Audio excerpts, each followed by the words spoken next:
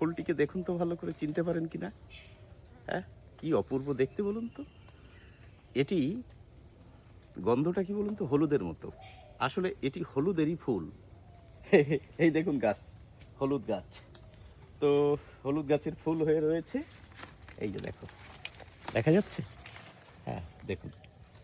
তো এই বর্ষাকালে হলুদের ফুল হয়। তো আমাদের রান্নাঘরে প্রত্যেকেরই বাড়িতে হলুদ থাকে, রান্নায় লাগে। আর অ্যান্টিসেপটিক হিসেবে আমরা হলুদ ব্যবহার করি।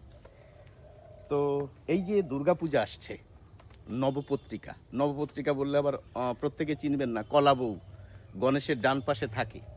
সেখানে ৯টি গাছের অংশ থাকে, ৯টি গাছ থাকে, অথবা ৯টি গাছের ডাল থাকে। সেখানে কিন্তু এই হলুদ গাছ থাকে, জানেন তো। নবপত্রিকার একটি হচ্ছে এই হলুদ।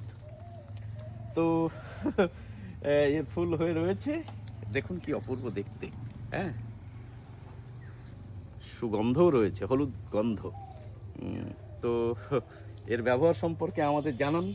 হ্যাঁ, আমরা সকলে সমৃদ্ধ হই। সকলে ভালো থাকুন।